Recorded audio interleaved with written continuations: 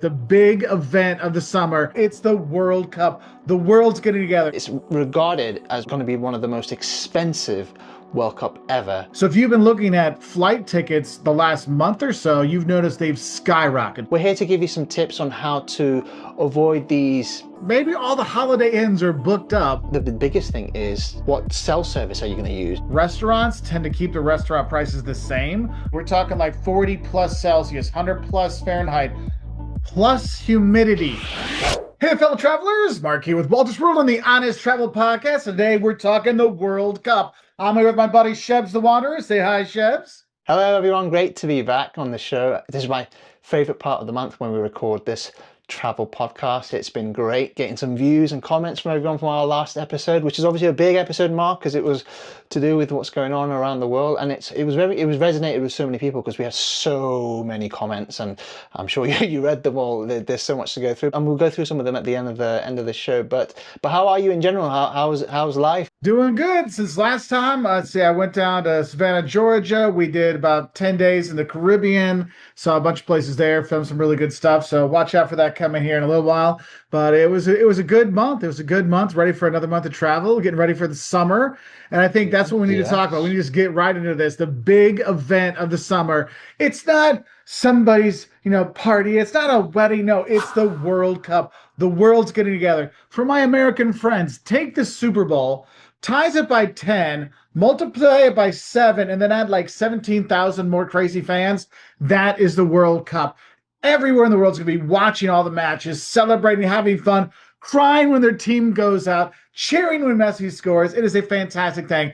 And it's in Canada, the US, and Mexico this year. And it's from June 11th through July 19th. And there will be parties and fun all over. But we need to talk about what travelers need to know when they're coming to the US for a World Cup. So Shebs, spread some light on what we're going to be talking about today. Well, we're going to give you some hints and tips actually, because it's regarded as going to be one of the most expensive World Cup ever. We're here to give you some tips on how to avoid these accommodations that are going to be skyrocketed because of the fact that there's going to be so many people demanding these hotels. So I think, Mark, you're going to be the expert because you live in the US, you've been around Canada as well. I think your videos that you've done for your channel in general actually has covered a lot of these topics in terms of what to do and what to not. We have videos on every single host city except for Guadalajara, Houston, and Monterey. Otherwise, we've got videos from Vancouver to New York, Boston, Atlanta. We got videos for all those places to help people travel, really have a good time. Because here's the thing, the match, it's 90 minutes of fun, but when you go there, you have so many other things going on. So we want to kind of talk about that. But I think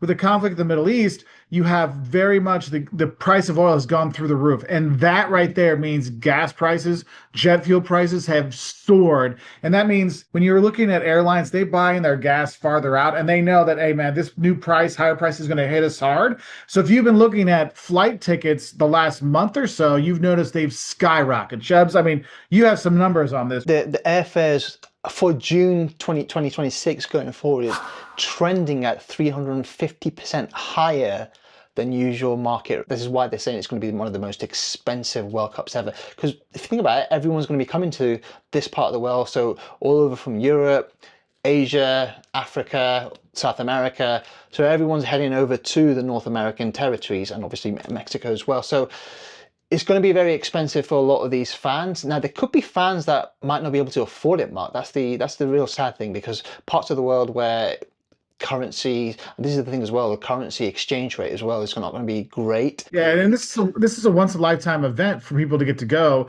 And that's the thing is I was super excited for this, but now the prices, and the thing is, it's not just because of what's going on in the Middle East where price went up for that flights.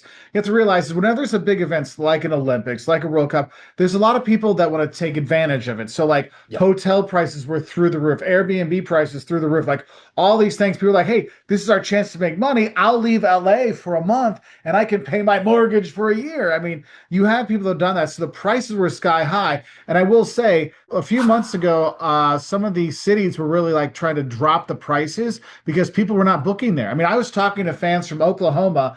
They're going to drive like 6 hours from Oklahoma to Dallas to watch the game. And in the US, we'll do that. We'll drive 6 hours in a day, watch the match, then drive home, not to spend $500, $600 in a hotel room that's usually $150. So that's one of the things I think is really we're going to talk about is like what are some things you can do to kind of mitigate the cost once you're here? Because once you're in the stadium, I have a video about the don'ts of going to World Cup match is going to come out in about a month, which will get you ready, give you all the information for there. Previous World Cups and previous tournaments, obviously it's been held in one country, so it's easier. So for example, Qatar, when it was held in Qatar, you just had to, or when it was in Germany, it was easier. So everything was easy to navigate. We had the Euros, the European Championships here in the UK, England, back in, I think unfortunately it was during the pandemic time, so we didn't get as many influxes as we would like to have done, but and it was a lot more cheaper as well, actually, because a lot of the hotels, a lot of the logistics and stuff were just really cheap, because at the time no one was going to be spending and there was hardly any people coming through. But with it being in the US, being in Mexico, being in Canada, one of the big things is going to be logistics for people. And I think this is where the distance, the sheer volume of distance, Mark, is going to be a bit of a problem for a lot of the fans, because you might have one match in the States, but then your next match could be in Canada. My question to you, Mark, is as you are in that part of the world, what are the tips when it comes to maybe getting some cheaper flights, or what have you got any ideas on what people can do if you've got a flight, if you've got a match, sorry, I suppose in the US, and then you have to go to Canada, and then you have to go to Mexico? What would you say is your biggest tip there? Here's one thing you have to realize. You might not even be going to Canada. I'll be honest with you, sometimes it's cheaper for me to fly to Mexico City from Chicago than it is for me to go to Atlanta. I mean, there are like, don't think that the closer distances are going to make a difference in the prices. It's demand. So be aware of that. But the thing is, it's the sheer distances. Because I'll meet fans from Europe saying, oh, yeah, we're going to fly to New York. We're just going to drive down to Miami for the next game. And then we'll head over, to Dallas. I'm like, you realize that's like a 18-hour drive straight, not like stop. And this isn't we stop every 2 hours to take a break. This is in the US, we drive 11 hours straight. Because here's the thing, we don't have, well, we do have some cheaper airlines, but we don't have like the EasyJets, the Ryanairs kind of stuff. We have Spirit, Allegiant, Frontier. These are a little bit more affordable airlines, Breeze, that go to more, vacation destinations. And they could be helpful because maybe they're not flying directly into Houston. They might be flying to a city near Houston you can do. And that can be a big saver if you're going to a place nearby. So when you're searching for your flights, do that. And nearby airports, that could really kind of save you quite a bit, because you're flying to LAX. Well, maybe the flight to San Diego might be cheaper instead. Just flying around the US itself, I'll be honest, I'm jealous of my friends in Europe that they get to go. They live in Portugal, and I'm going to fly over to Rome for 35 euros. In the US, that's even on the cheap airlines, it's like $350, so 300 euros, so you're going to be spending a lot. So what might be good is if you're going to go to a place, maybe if you're going to see your country or your team play, you do that and then try to get tickets for another one in that same city or a nearby city, so you could rent a car and drive between, because that could be a little bit more feasible out there. But I will say the cheap airlines in the US are just like the ones in Europe. They nickel and dime you for everything. You want a seat, you want luggage, you want to carry on, they'll nail you. For a lot of Europeans, they probably might have flown over to the US or Canada. So there's going to be a real big hit to them, and thinking, oh, it's going to be as cheap as flying from the UK to Spain. It's going to be £60 or whatever, or $60 or 60 euros. It's not. So you're going to be expecting to be hit with like $400 to $600. If it's going to be flying from one end to another, then you're going to need a lot of money for it. So it's not going to be £60 or 60 euros. How do you go about it? So things like train, perhaps, I was looking, $150, is that right? The best train system in the US is on the East Coast, like New York to Philadelphia to DC. That is a great train line. The Amtrak there, I've taken it multiple times. And so, I mean, you can go Boston, New York, Philadelphia, DC's on there. And, what's cool is you can get those. These are like 2 hours in between. The prices aren't bad. They're comfortable trains. They're not like super, super nice European trains. Think about, like, if you go to Germany, you got the ICE nice trains, and you got the ICs, which were the nice trains 20 years ago. Think like that, and that's what you're going to get. That's going to be a really affordable one. But remember, their prices go up and they do sell out. So you got to be careful with that. But the thing is, when you start getting the longer distances and the overnight trains, like, I mean, I know there's not games in New Orleans and Chicago, but it's cheaper for me to fly from Chicago to New Orleans than it is for me to take the train a lot of times. For example, when we have a match here, if it's in London or if it's in Manchester, it's going to be in the city itself. It's not going to be far from the city. But if it's going to be actually away from the city, you think, oh, it could be in the city.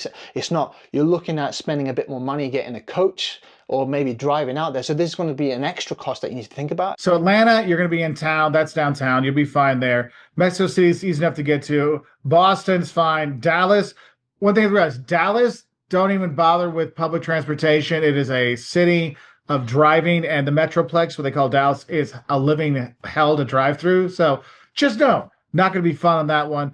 Houston, also big drive from Kansas City. Here's the thing with Kansas City, where they're playing the games. I actually went to a Copa America game 2 years ago there. That's where I was filming some like USA Uruguay to get some like high level soccer B-roll. And literally to get the Ubers out of the stadium, you had to leave the stadium, go across the street, and stand in a Taco Bell parking lot.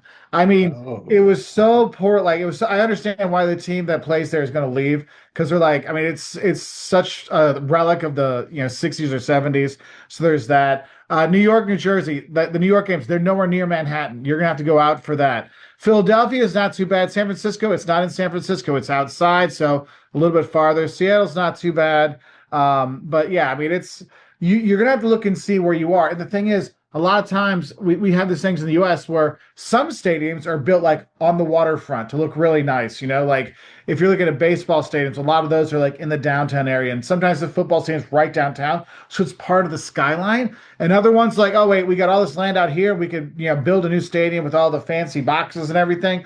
We're going to do that. So you really need to research which one's going to be like that for you. Another thing is getting to the event. Some will have public transportation, but I'm going to guess pretty much everyone will have, all the states will have some form of public transportation just Yep. because of the World Cup. So you want to look that up. But if you're going to drive on your own, hey, what's the theme of today?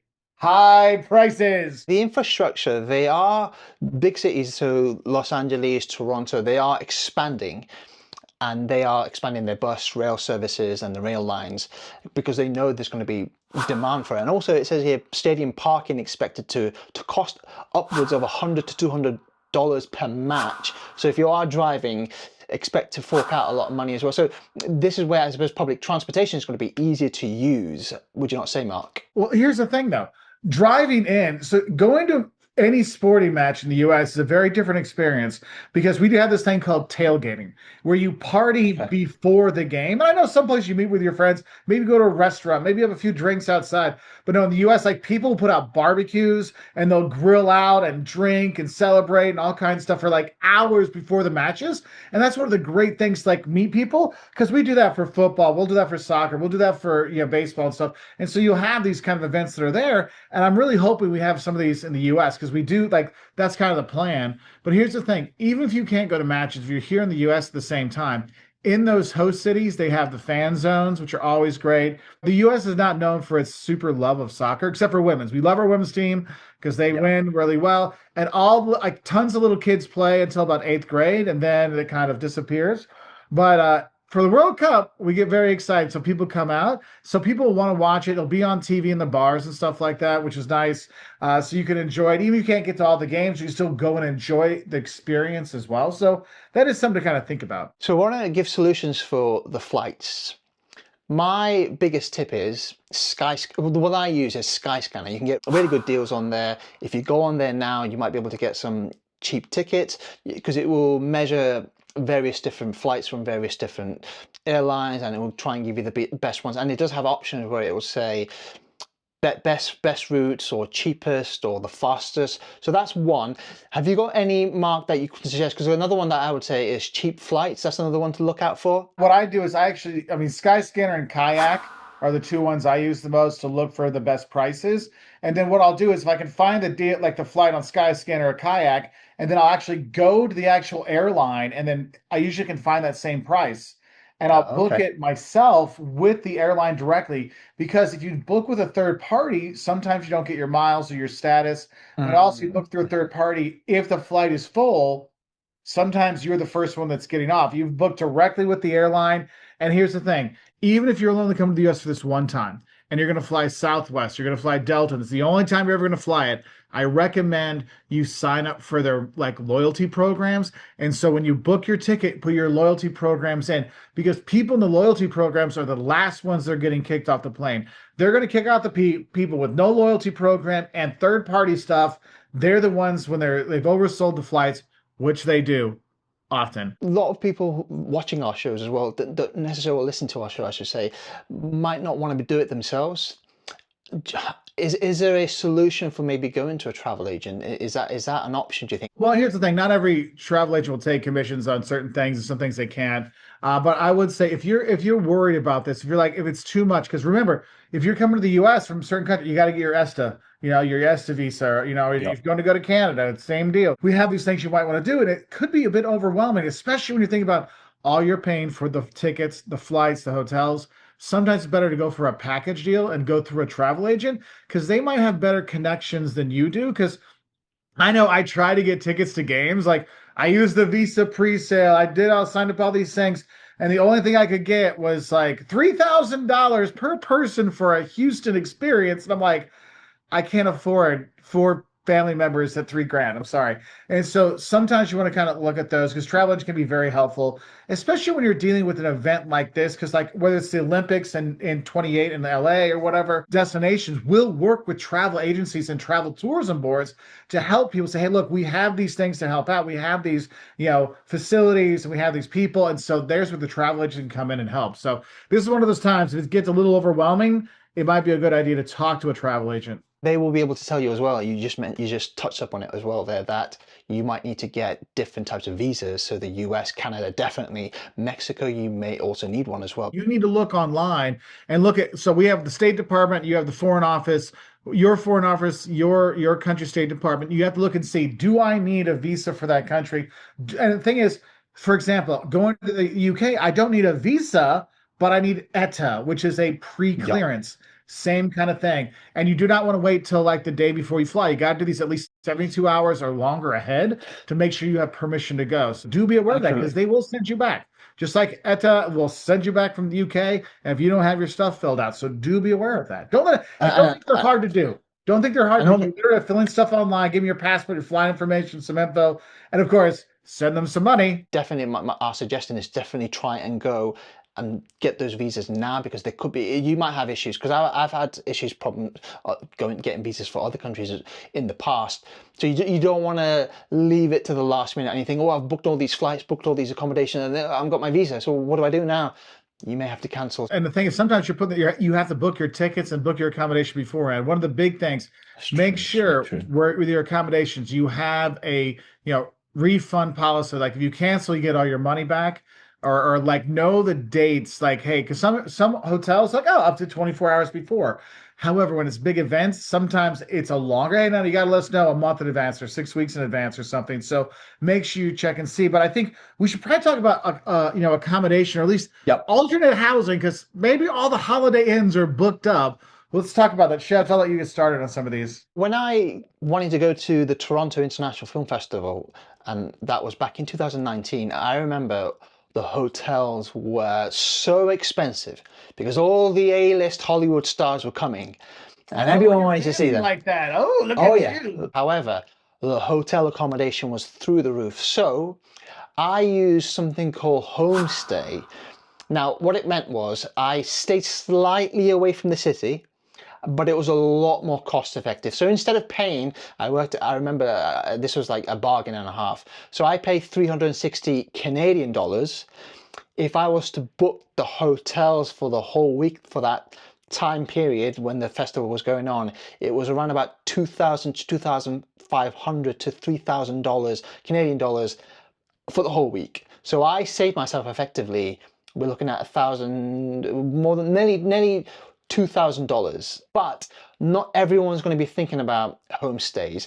Now there are so many houses or accommodations they are looking to. I think Airbnb is obviously the common one, Mark. I'm sure you've used So Airbnb where in people. in the US, Airbnb and VRBO, those are two big ones here. But homestays are also in the US as well, but not many people know about it. Now, potentially, they might put the prices up, but it will be still a lot more cheaper than maybe going to a hotel. But if you can afford the hotels, then obviously, yes, you can afford the hotel. I think it will also mean, Mark, I think we talked about it in our last podcast, where if you're with third-party groups like Booking.com, they might give you Genius deals or discount deals and stuff, so you can look at those. But what other solutions would you say, Mark? Because you've been to all these places. What from your experience, what would you say people can look at? So this isn't everywhere, but some places in the US when there's big events like in LA and stuff. So it's in the summer and the universities now, they don't really if they do summer school, it's online. So there's nobody staying in the dorms. So honestly, like dorm stays, university dorm stays can be quite affordable. And what you'll have, it'll be very basic. I mean, it's like a rectangle room with a bunk beds and the bathrooms down the hall. Though I will say, life's gotten better in the US for the dorms. A lot of them have their own bathrooms, but you could actually stay there. And that's one, I've had a lot of friends that have done that over the years. I used to do it when I was younger. I used to do it quite often. Really can be a very affordable option. What's nice is the universities where they're at usually has a lot of like places to eat that are affordable because they're college students. So it might help you save some money when you're there. Also, a lot of universities have public transportation that takes students around, but also takes them into the town. So that could help out. That's a nice one. And the one I was talking to people about in Oklahoma is the secondary cities. Like this is one of those things. Like, I mean, I visited Manchester, but I stayed in Liverpool. You know, it was like it was cheap for me to stay there versus staying in Manchester. And so that might be something you look at. You know, like you know we were talking about this earlier. You're like, hey, you know, San Jose for rather than San Francisco. Yes, it's a bit far, but the drive, if you're driving it yourself, you're doing that. You can save. It'll save the money in that way. Marriott from the 13th of April are doing this new scheme for points. So if you're a Marriott client, you can get these points and stuff. Now points and stuff generally in Europe and UK and stuff, we're not huge players on it, but however, it will make a difference when it comes to booking your hotels. And I think in the US, you guys have a system where if you do have a lot of credit card points and stuff, you can potentially put those towards hotel stays. And sometimes I think you can get it for free, can't you? Sometimes is that how it works? Sometimes Oh yeah, with yeah, no. points. So whenever my mother-in-law comes or whatever, I have so many points with Hilton. There's a Hilton down the road. It was a Hampton Inn, but it's a Hilton. I'll just put her up in there. I'm like, look, then you have your own place. You got your own bed. You don't have to worry about the kids screaming and waking you up. And so that could be nice. And here's the thing: they have their own statuses and stuff. And Hilton Marriott, IHG, which has the Holiday Inn brand, they have tons of properties all over the country. So honestly, if you're going to all these matches, you might actually get like silver status just for like going to a few games because of how the prices are. So that is one of those things. And you're right. Like in Europe, now people don't play the points game. Here in the US, people love the points game. Like people be like, okay, I'm going to use my Marriott Bonvoy credit card that I'm going to pay for this because I get bonus points and says I book my Marriott with my Marriott credit card. I get triple like people love that. Like a lot of those people that play that like travel for free game, they use those points. And so that might be something you look into. But I will tell you, your points, you can't always use them. Okay. Some of the hotel chains, just like some of the airlines, if you want to use award travel, if there's only so many award travel tickets per flight they have, just like there's only maybe only so many award travel things you can do or you know, rooms you can book. And the thing is sometimes you want to look at that price of hey, how many rooms, how much am I going to pay for that room versus how many points it's going to be? And you'll see, like sometimes I'll look at going to Europe and I'll be like, oh, 120,000 points will get me to Europe in like a first class cabin. Oh my goodness. Other times it's 500,000 points. So don't just go, I'm going to use my points on it. You want to be judicious with this, okay? One thing I want to point out to you, Mark, is we talked about accommodations. In the UK, sometimes people, when they come across, people camp out and they get the camping kits and they go to the local parks, and because you don't need any permits or anything, people get the camps and people camp out. People do it for Wimbledon here. When the Wimbledon's on every single year, people will camp out, look for tickets, and it's an easier way, and you save accommodations and stuff. In the US, can you camp out? Do you have to have You permits, or can. what can you do? Okay, you can camp out, but in the US, camping is more when you're going out into the forest. If you're going to do the camping, this would be you're going to go stay at a national park and something like that. You're going to be staying out there, and then you're going to drive into the matches because, like in cities, there's no camping in the cities. Like there's a lot of encampments, which might see for like homeless encampments kind of stuff, but for like travelers, you're going to be staying more out way far away. Like I wouldn't know any. I wouldn't really recommend for the camping stuff for any of the places just because of the lack of options.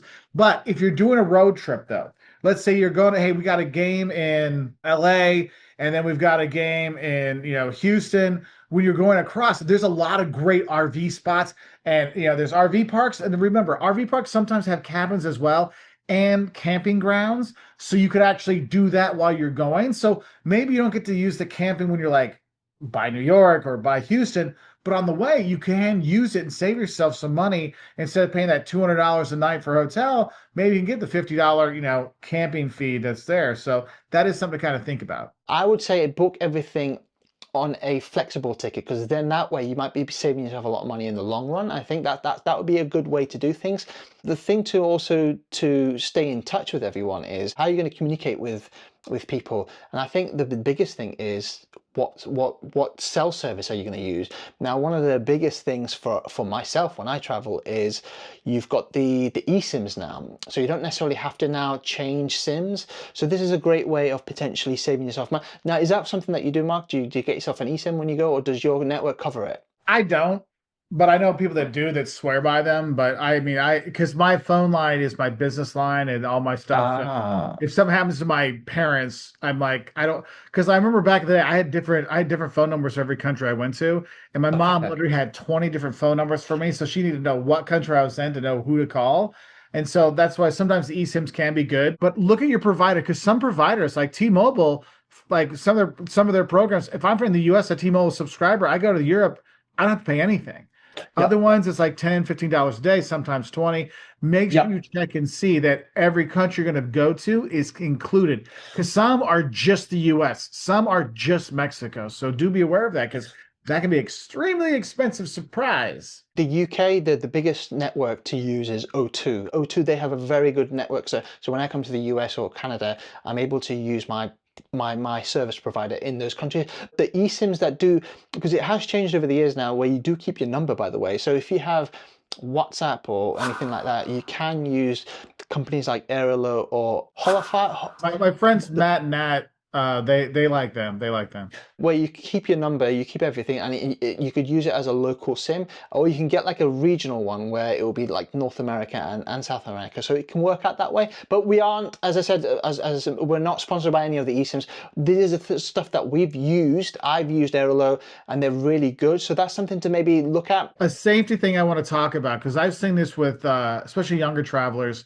They're like, oh, I'll just use Wi-Fi everywhere I go, so I don't need to get a data package. Here's the thing: in the stadiums, okay, SoFi, you'll be fine. San Francisco, you'll be fine. Kansas City, I got no signal. I got no internet because there's so many people on the system. Because everyone's want to film the goals and film the stuff and send pictures and selfies of all the stuff. You might not get a signal. So or they might not have Wi-Fi. So that's one of those things. You need to make sure you have some way that you have the cell service Yeah, and not just 100%. betting on Wi-Fi. Because even though in the US we think it's a God-given right that we have Wi-Fi, you still got to get the Wi-Fi password. And if the restaurant's closed, you don't get the Wi-Fi password. The other thing as well is if you're navigating around, get those Google Maps offline service, because otherwise, say if your Wi-Fi goes down or your cell network service goes down, you've got something there for you to navigate. I've done it before in the past where I'll just save where I'm going, and you could do like a big block. So I would say that's another good tip to use, because otherwise, let's say if you're lost and you don't, you've got no network, no nothing, you've got something on your phone already that is saved, and you'll be able to navigate yourself. Yeah, Google Maps is good. I also do Maps.me. The Google Maps and Maps.me are my two favorite ones to use. And like if I'm going someplace that I'm not really familiar with, and I'll zoom in and out on all of them so it saves it on there and all these things. Make sure I got the stuff. Maps.me, I will like pin the things I want to see so it's saved on the map. So whenever I go up, I don't have to like search for Eiffel Tower. It's like, oh, it's already there. I can zoom in. So that would be very helpful. And here's the thing, because you're not just going to go to matches when you're here, you're going to go to national parks and stuff. And I would tell you, national parks in the US are famous for people disappearing and not having a cell signal. So don't think you're going to get a cell service in all the national parks. So it's a good idea to have that, because your GPS will still work, but the signal might not. Now, Mark, this is our favorite topic to always talk about, and it's food and where to go to eat. Where can you get bargains and stuff? So what are your tips, would you say, for when it comes to eating out? Eating in the US is cheaper than a lot of places. So that's one of the nice things. You can eat well and not blow your budget. So that's a cool thing, because in the US, we have the full range of prices. And the thing is, whereas hotels and airports, like bump up their prices a lot. Restaurants tend to keep the restaurant prices the same, which is nice or relatively close. So you're not going to get gouge in prices there. And one thing I want to tell you, every city you go to has different food. I know a lot of people say America has no culture. They all eat the same stuff. Oh, no, no, no. Having that brisket or country or chicken fried steak when you're in Texas is amazing. You're going to Boston, get your cannoli, get your clam chowder. You're going over to, you're going to San Francisco, get, a burrito when you're there. It sounds silly. Yes, you want to get a burrito in San Francisco. Going to Mexico City, honestly, street tacos, you'll be fine. Go to the one with the line. There's a reason why the locals go to it. If there's a line, it's good. But do be aware that if you're back home, you're used to like, oh, the red sauce is mild and the green sauce is hot. In Mexico, you never know which one's the hot one or which one's the not. So be aware of that. But just like anywhere, you could like the fast food joints around the U.S. I mean, they're not changing their prices. That you can always do that. Right, we have Aldi. We have if you want to go for the cheaper stuff, Mhm. Walmart. Yeah. Walmart, yeah, you think it's like people buy clothes and toys and all kinds of stuff there. They also have grocery stores in there too. So you can save a lot of money that way. Like when we travel, we'll hit up Aldi or Walmart and save a ton of cash. And if you're coming from Europe, you'll be like, hey, you walk into Aldi in the US, you still need a quarter to get the coin to get the cart, just like in Europe. Same stuff when you're there, which is cool. And yes, you do bag your own stuff at Aldi. Everywhere else in the US, they bag your stuff. One of the best things about going to games in the US. So I've gone to soccer matches all over the world. And usually when I go to soccer matches around the world, the food is very basic. Like, oh, we have chips and a hot dog, or we have like our slice of pizza, like very simple. Like in the US, it's a game. The Yeah. stadiums, they want to have the craziest food there. Yeah, we've got the taco hat. It's like a hat that has nacho, like it's made out of corn and it has chips, and you dip in there and eat the sauces from your hat. Oh, we've got, like mussels and all kinds of things. So you get really crazy food at these stadiums, but you also get like normal like stadium food, like hot dogs and hamburgers and stuff and pizzas. But they'll have vegan food. They have all kinds of stuff. But I will tell you, in the stadiums, except Atlanta, the owner of that stadium is very much like, hey, I want to make sure they have affordable food. A lot of these stadiums, the food's going to be expensive, but it's going to be very creative and it's worth it. And I will tell you, here's one thing I've a preview for the don'ts when you're going to the stadiums. One, don't forget to see the rules about the bags. There's a lot of stadiums in the US, it's a clear bag policy, so you have to have a clear bag that they can look into, okay? Another thing, this is my Copa America from a couple years cup. I got two of these. I'm like, "Oh, great. This is a souvenir I'll have. I'll get a t-shirt later." Look, they make limited quantities of the t-shirts and all the gear. When you get in, you'll notice the lines at all of the souvenir things. Oh yeah. Find a souvenir place, get it early because once they sold out, they don't have anything else. And if you're used to buying the knockoff jerseys, like when I was in Brazil, I wouldn't go buy the real jersey. I'd walk around the corner of the stadium and buy my Brazil jersey or Sao Paulo jersey there for like 1/10 of the price. They crack down a little bit harder in the US for those fake jerseys, so just be aware of that. They're a little bit harder to get. A lot of these stadiums are actually cash free. I do not know how it's going to be for the World Cup. I have to check it out. But a lot of these stadiums have become cash free, so make sure you have your tap and go card, Visa, American Express, Discover. But the thing is, since I think Visa is the sponsor of the World Cup, do Yeah. be aware it might be better to have a visa when you're going to these places. Whichever country you're coming from, look to see whether your country has a card or something very specific that might be able to save you money in the long run. I know the one that is international is called Wise. Again, it's very easy to get. I think it navigates in like 180 countries, I believe. I use it to pay some of my editors because they're in other countries. So I've used Wise before. Now, I will say, Mexico, you will need cash. Mexico, your cash is still more popular there. Stadium might be different, but like out and about, cash is still very important in Mexico. And in the US, technically in the US, they have to accept cash. They might say, we don't really take cash now. Like, look, it's the US. You're supposed to take cash everywhere. So you can have cash, but they might say, we don't take 50s. We don't take like hundreds. Don't even bother bringing hundreds. Nobody takes that anymore because of safety kind of stuff.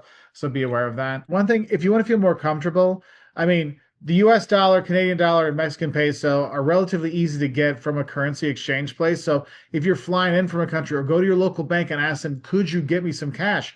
I mean, I'll be honest with you, you're coming to the US. I mean, you're going to use card everywhere. If you have a couple $100, 200, $300 in cash, you'll probably go home with like $150 in cash, like, because that's how much we use card. Mexico, I'd have some more because you're going to be spending that cash. Canada, same deal as the US. Cards are accepted pretty much everywhere. You'll be taking that cash home. And the thing is, some banks in the U.S. do not exchange. But they'll be like, "Hey, our branch doesn't." But if you go to our branch on Main Street, they take currencies. Since you're going to be in cities like New York and Philadelphia, they do have currency exchange places. Look for Western Union. A lot of times they'll do that. That's more anybody can walk in and send money home because if I got this cash, I can send it myself back home in Germany or wherever. But one of the things, obviously, to make sure people are aware of, Mark, obviously you'll know this, the weather is going to be quite warm. So packing as well, making sure you pack light for these sort of destinations. Yeah, so I will tell you, like the games in Dallas, Houston, Miami, you can have serious heat. We're talking like 40 plus Celsius, 100 plus Fahrenheit, plus humidity, which is way worse than the heat. Okay. And I know like they'll have, oh, we have a heat wave in the UK. It's 27. 27? Like, I'm like, oh, I might put some jeans on. It's a little cool. Like it gets like unbearably hot in some of these places. So you want to be careful. So sunscreen is going to be important, by the way. Sunscreen is going to be hugely important. If you're gonna be cheering for your country, get a hat that has your country's flag on it. So I'm cheering for England, or I'm cheering for Scotland, or I'm cheering for whoever's gonna be whatever country you're for. Because these stadiums, like some are domed, but a lot of them are open air. And if you're in the wrong side, you'll literally be sitting in that sun for 3 or 4 hours and get fried. Like when we went to the USA Uruguay game in Kansas City, I personally got us tickets on the shadow side because when I looked the other side, you could literally see the people turning red during the game because it was like during the hottest part of the day. So be aware of that. So coverage, sunblock, these kind of things can be very good to have and bring with you. Also, if you're going to be going to the game, don't forget to bring like a little battery backup charger because you're going to take pictures. I mean, we took so many pictures with fans from Uruguay and other people, like we're just chatting and stuff, and we got like made friends. I burned through my battery, so luckily I had my backup to charge it up because you don't want to be like, oh, the battery's dead and we're at the 89th minute and now there's a penalty and my phone's gone. Oh, and how am I going to get that Uber when your phone's dead? Like that's one of those things you got to think about it's a safety thing, really. Think about those things. Think about your health. I think that it's really, really important to make sure you do block yourself out with the sun. In the U.S., from Mexico and Canada, I don't know how they are, but in the U.S. in our stadiums, we have free water fountains everywhere. It's like at the airport. You just walk up and somebody goes, "What's that on the wall?" It's a water fountain. You can go and drink that water. It is fine to drink. All of our stadiums, you can drink the water just fine. If you have like a water, like let's say I buy my one beer because it's like a bajillion dollars. I'm like, I don't want to spend any more. I can take this glass, go fill it up with the water thing, and I don't have to buy the bottled water. And that's the thing. You want to stay hydrated. And if you're going to be drinking like big glasses of beer like this, you might want to fill up a drink and do between so you're not a mess at the end of the game. Hydration is very important. So make sure you're hydrating yourself. Simple stuff here. But again, I've met so many people who haven't hydrated before a game or haven't done this. And guess what? They pass out. Passing out, like you said, we saw like the paramedics came when we were at that Uruguay Kansas City game. They're getting people. That's what I say. You're not feeling good. Get out of that sun. And what's nice in the U.S., all these stadiums, they have TVs inside too. So if you got to go to the bathroom, there might be TVs in the bathroom. You're like, wow, this is better than the view from my seat, So don't think if you're going to leave, you're going to miss the action. They'll have screens around for you to take it in too. So if you're getting overheated, you're not feeling good, there's going to be people to help. I think we've covered quite a lot there. It's a slightly longer episode than usual, but we wanted to make sure we cover everything. I think it's important to do because a lot of the stuff that's put out there is so controlled by FIFA and the tourism boards and everything looks great. We just want to give you advice that can help. And honestly, we'll link in the show notes on wherever you're listening to this, I'll have down below. I will have the don'ts videos. And if I have an eats video for those cities, I'll put all those down there. So like the don'ts of Kansas City, what to eat in Kansas City, don'ts of New York, what to eat in New York, don'ts of LA, what to eat in LA, don'ts of San Francisco, what to eat in San Francisco, don'ts of Mexico City. I will put those all down in the show notes below so you can check that out. Also, we're going to have a playlist on our YouTube channel, Wolters World, which will have all the host cities and all their videos there, so you can see everything we have for all the host cities, so you can go through and see things that are there to help you be better prepared to enjoy your team being successful at the World Cup 2026 in the US, Canada, and Mexico. So usually when we finish this, we like to read off a few comments from our followers and stuff. So Shebs, I'll let you do the first one. Promise you, we'll go through, we've discussed this. We might do an episode where we're going to go through a lot of these comments and stuff, but we'll do a couple. So one of the comments that came from, they actually DM'd me personally, was someone from Plane Ticket Away. And this was to do with our last episode where they had to pay because of what's happening within the Middle East. And someone wrote to me saying, instead of getting my return flight from India to the UK via Bahrain and a nice hotel and resort layover, I had a 10-hour airport layover in Baku with Azerbaijan Airlines, so we had to book a new one-way ticket via Baku in Azerbaijan. It was £1,600 for me and my partner. Hopefully we'll be able to make a claim with our travel insurance, waiting to hear back, or we can get it through Section 75 on the credit card and get them to pay. Now, Section 75, for people who don't know, is a Consumer Credit Act in 1974 that was introduced here in the UK, so which allows anyone who spent over £100 to £30,000 to potentially get their money back if they're not liable. However, Mark, from your experience, if you've booked it yourself, we spoke about it in the last episode, it's quite unlikely, isn't it, that that person's going to be able to get their stuff back or their money back from the insurance or the credit cards? You might be able to get a little. That's why it's important when you're booking your tickets, look at the insurance that's on your ticket, like the credit card as well, because some credit cards might give you insurance just because you bought with them. So if something happens, that can help you out. Whereas other credit cards might not have any extra protections. So that's something to kind of think about. I would still go through the process of sending your claim in. If they give you something, it's better than nothing. And I mean, Yep. that's why we have like another one of our fans wrote, American English Brent said, had flights to China, Uzbekistan, Kazakhstan, Dubai this summer. I canceled them all, lost most of the money, and got some credits for others. Better than being stuck in a war zone. The Dubai one was what I was worried about most. We'll do it next summer. That's one of those things. Like I've had this before where literally like the first time we were supposed to go to Israel, missile strikes hit like right where we're going to stay.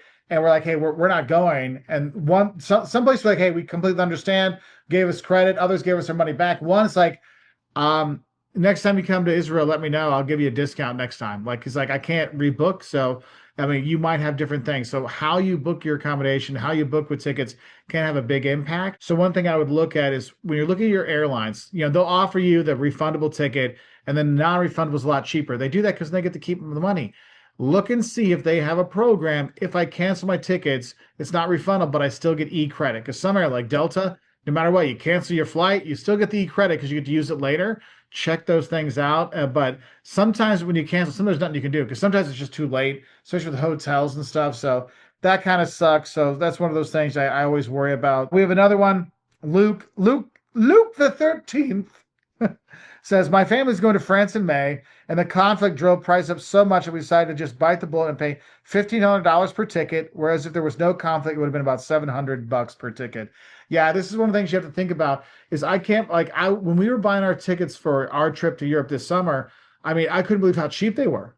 Like, I'm like, are people just not going to Europe? And then all of a sudden with the conflict, the prices just went up super, super high. So what I recommend for anybody, if you're looking to travel this summer and you haven't got your ticket yet, I would look at booking your ticket, okay? But make sure you can get e-credit because what will happen is, let's say the prices do drop later on, you can use that, cancel that ticket, get the e-credit, rebuy the ticket with that e-credit and have that leftover e-credit so you can do another vacation trip later on. So you have that because you know what? If the conflict starts up again, those prices might go even higher. So that's why I've actually seen a lot of people they're like, we're not going to do it. We're going to stay more around the U.S. We're going to enjoy the World Cup because the U.S. we've got Route 66 has a 100th anniversary. It's the 250th birthday anniversary of the U.S. being born. Sorry, Shebs, but we won.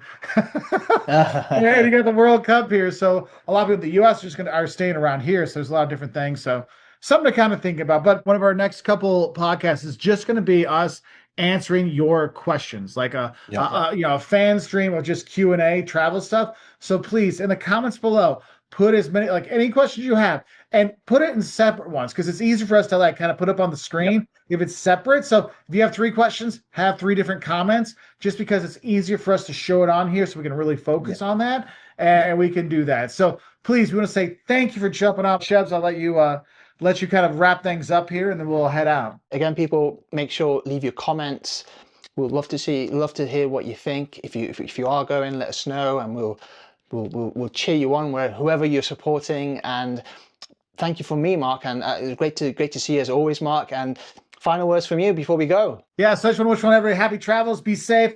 I hope your team does well at the World Cup. Remember, your questions, it's going to be one of the next couple of podcasts. If you have topics you'd like us to really focus on, like, hey, we want to talk, because we've been talking with Jocelyn and a couple other people about traveling with kids. So we have some other things we're kind of working on, but some big event or something that you'd really like to know, please put it in the comments section below. You have your questions, but hey, Mark, hey, Shebs, this is a really big topic I think you should do. Let us know, because we want this podcast to be there to help you travel better. So we need to have your questions so we know how we can help. Anyway, I wish you all the best. I'll say bye for here in my office, and I'll say bye for Shebs in his. And we wish you all great travels wherever you are in the world. Be safe. Until next time. Bye.